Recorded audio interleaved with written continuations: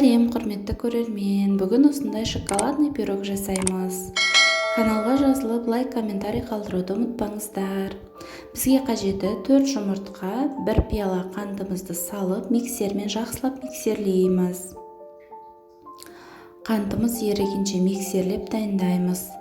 Мен 1 майонезді қостым, орташа пачкадегі. Оны да жақсылап миксерлеп, какаомызды қосамыз. Әр затымызды қосқан сайын миксерлеп отырамыз, ерітіп жақсылап.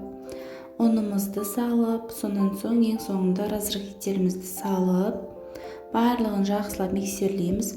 Видеодағыдай орташа қоюлықта болу қажет, қатты қою да, сұйық та болып кетпеу керек. Каналға жазылып, лайк басып, қоңыраушаны басып қойыңыздар. Қызықты рецепттер салып отыратын боламын. Дәл осылай тапамызды майлап, салмамызды салып, 150 градуста 20-25 минут пісіріп аламыз. Енді кремін дайындауға кірісеміз. Бөлме температурасындағы май, маргарин жарай береді. 1 пиала қантымызды қосып, көпіргенше жақсылап миксерлейміз оны да. Сонан соң сгущенкамызды қосамыз.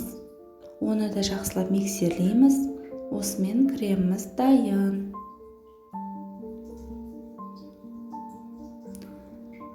Коржымыз осындай видеодағыдай болып шығады. Мен өзіме ыңғайландырып, осындай 4 бөлікке бөлдім. Сіздер қалауларыңызша бөлсеңіздер болады 2 бөлікке де. Дәл осылай видеодағыдай кремімізді жағып шығамыз.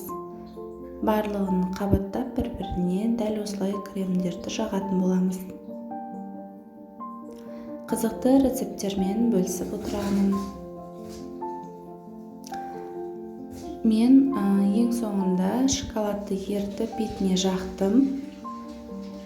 Және де ең соңында осындай мандаринмен әсемдеуді бастадым. Мандаринімізді ашып, бөліп, 2-ге бөліп, осылай пирогтардың үстіне қойып шықтым.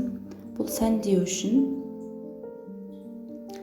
Кивиімізді де дәл солай 2-ге бөліп, онан соң жарты кольцаларға бөліп, осылай сәндеп шықтым. Каналға жазылуды ұмытпаңыздар.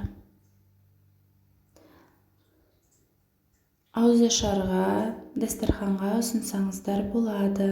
Жасап көріңіздер, жасалу жолы өте оңай. Ас болсын. Менімен болғандарыңызға рахмет.